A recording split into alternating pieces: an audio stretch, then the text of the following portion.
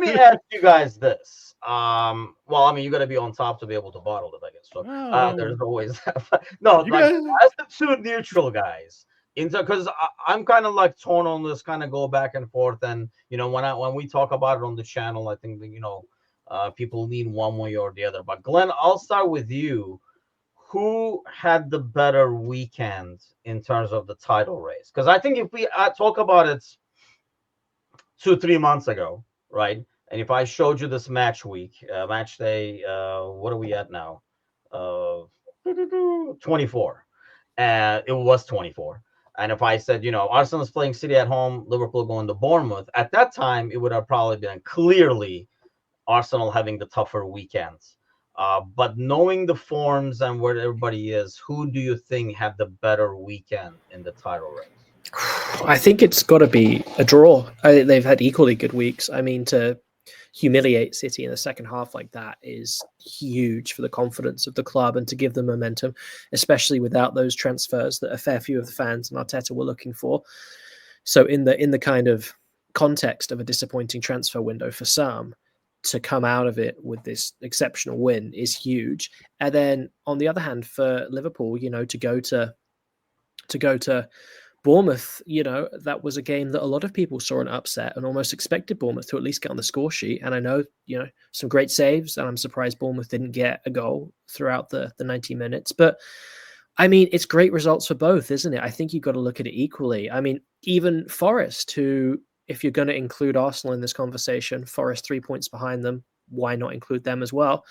They, push aside some doubters after a disappointing loss by absolutely hammering a perfectly fine Premier League team who currently are 10th. And I mean, Brighton, one of those teams that could be anything, as we've said before, from 8th to 16th. Like, to hammer a team in the top half of the table 7-0 at home with bags of quality is huge. So honestly, and even just below them, I mean, Chelsea are out of it in terms of the race, right? But they still get a good turnaround and a really positive result against West Ham. So you look at it this weekend, the top four all came away with a real narrative of either overcoming adversity, changing headlines, or just getting a huge win. So for me, it's the top three all had huge weekends for momentum. And I don't think there's anything, destroy Man City, hammer a team 7-0, or go to the best formed team in the league nearly and get away with a clean sheet and 3 points. I mean, that's an equal for all three. It's huge.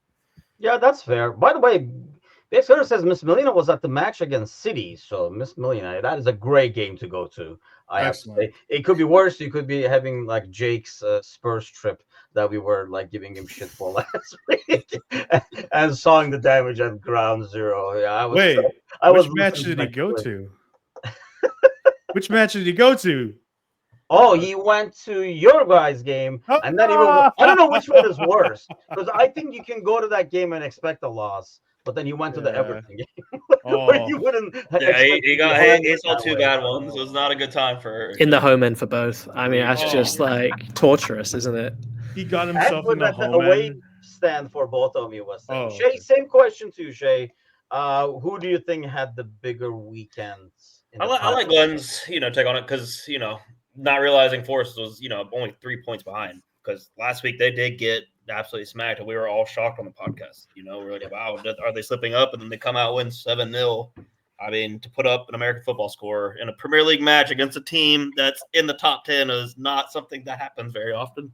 I mean, we did it to you guys back in 2020, but I won't bring it was 7-2, by the way. Let's 7-2, but same but different. We were about to get relegated. We weren't pushing for the top. It was in the bad days, but yeah, I think with Arsenal just, beating City, showing, hey, they're still in it because, like Alan said, he's had his doubts, but it takes one slip up and, I hate it for you Liverpool fans, a little bit of PTSD with the Gerrard slip. You got to make sure that you win the same game. So I know for Liverpool, that was a big win too because, like I said, it puts them up 6 points and you got to make sure you don't have a draw here or just have that one catastrophic loss because Arsenal are pushing and Forest are pushing, so it's not as set in stone that it was once at 1 point early in the season. Like it's getting closer, so that is definitely gonna be our top three favorites. Now I don't know what's gonna end up happening because, like I said, Chelsea. They're not too far off of it, but they have a little slip up here and there, and then just with City, I think how we kind of said, bringing a lot of players, how are they going to hit the ground running? I don't think they're going to be pushing for that third or fourth spot, although they're going to have to be content with holding fifth, because I think Newcastle, Bournemouth, and Villa will start picking it back up, and then that's what they have to worry about. Are they going to make a European? Are they even going to make a European spot? Because I don't know. Have they released the Champions League fixtures yet? Because I don't even know who City has to start playing. Yeah, City is playing Real Madrid. Yeah, City's playing Real Madrid. So that's what I'm saying. So City's gonna have for them to make the Champions League spot again, they're gonna have to go through a very tough last fixture. So that at the end of the mind, that's what Pep's also gonna be realizing. Hey, I gotta make sure I make at least fifth position to play Europe.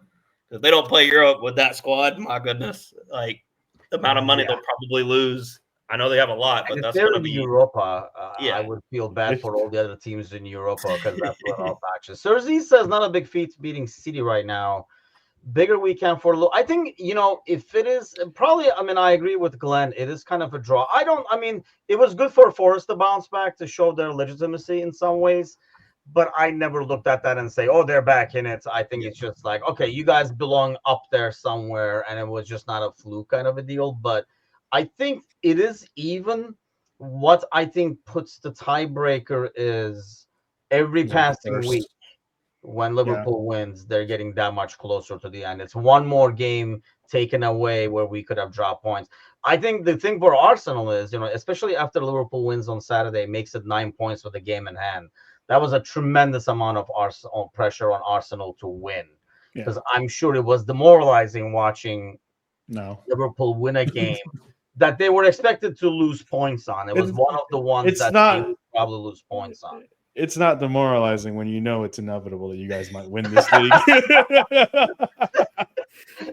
Wait, you want me to be back and forth 5 times within 15 minutes?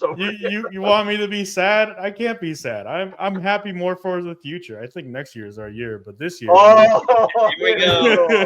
Here we go. Oh, hey man, I'm a Raiders fan. I say the same thing every single week, every single year too. So, let's.